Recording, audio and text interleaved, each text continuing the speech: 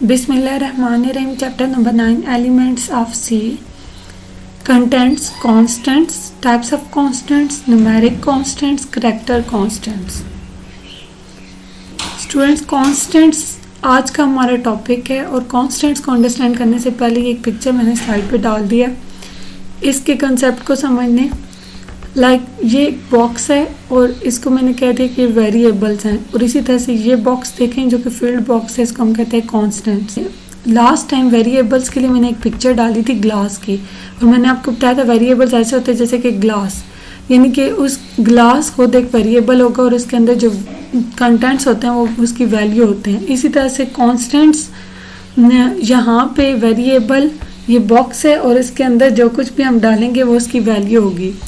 और ये एक फील्ड बॉक्स है, ये कांस्टेंट है बेसिकली, यानी कि इसके अंदर एक बार जो आपने वैल्यू डाल दी वो आप चेंज नहीं कर सकते, लेकिन वेरिएबल के अंदर आप कंटेंट्स चेंज कर सकते हैं, लेकिन इसकी वैल्यू चेंज हो सकती है, लेकिन कांस्टेंट की वैल्यू चेंज नहीं हो सकती। आप एक बार जो इसमें कंटेंट्स डालेंगे वो फिक्स रहेंगे। Constants, a constant is a quantity whose value cannot be changed. The defined directive can be used to define constant macro.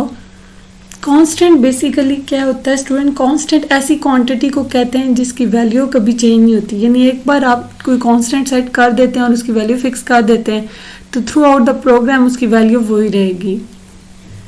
और कांस्टेंट्स को हम सी लैंग्वेज के अंदर डिफाइन कैसे कर सकते हैं, उसके लिए हम डिफाइन डायरेक्टिव यूज करते हैं।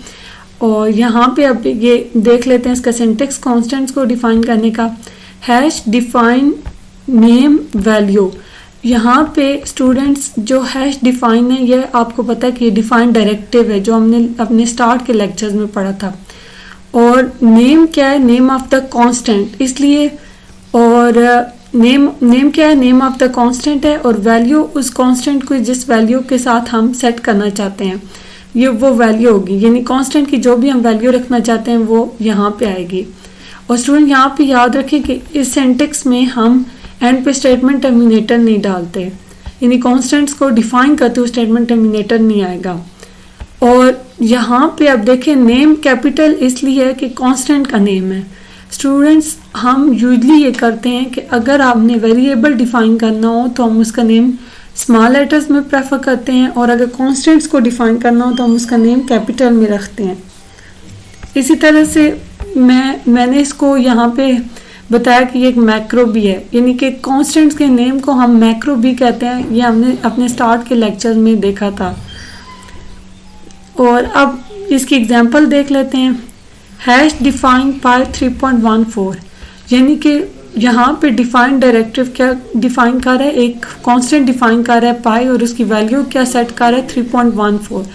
अब स्टूडेंट्स ये वर्किंग ऐसे इसकी होती है कि जब ये स्टेटमेंट हम इस तरह से सी लैंग्वेज में लिखते हैं तो इसका मतलब ये है कि डिफाइन डायरेक्टिव्स कुछ कमांड्स हैं जो कि सी के प्री प्रोसेसर के लिए हैं, और वो सी के प्री प्रोसेसर को क्या कह रहा है? वो ये कह रहा है कि आप पाई की वैल्यू सेट कर दे 3.14, यानी कि प्रोग्राम के अंदर पाई जहां भी लिखा होगा उसको सी का प्री प्रोसेसर रिप्लेस कर देगा उसकी वैल्यू के साथ 3.14, और उसके बाद फिर वो कंपाइलर को प्रोग्राम हैंड ओवर करेगा कि वो कंपाइल करे।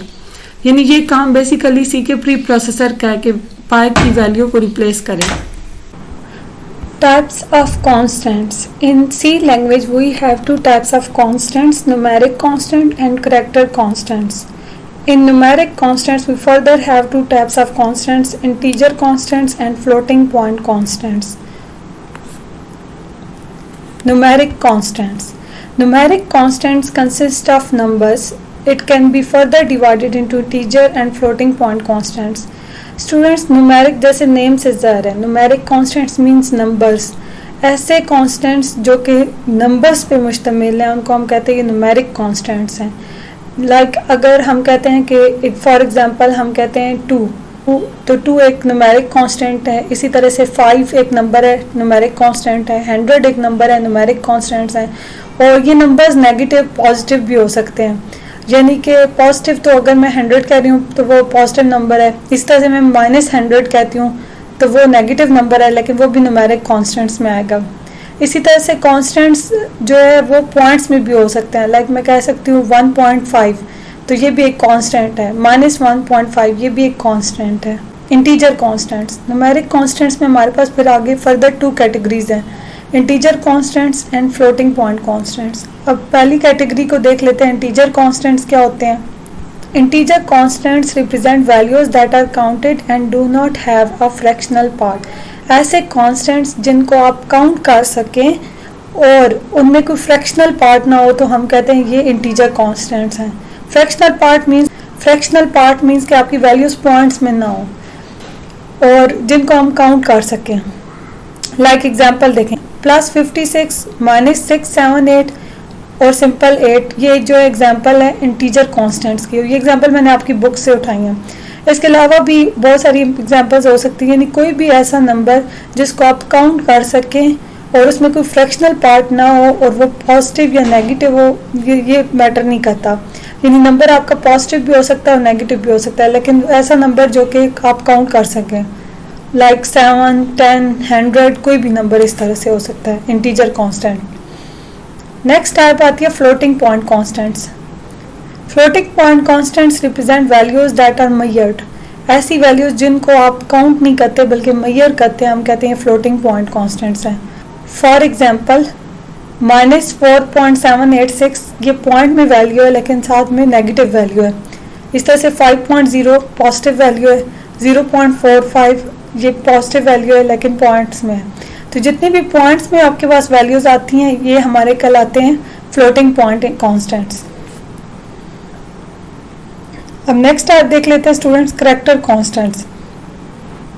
अ character constant is a single alphabet, a single digit or a single symbol enclosed with apostrophes।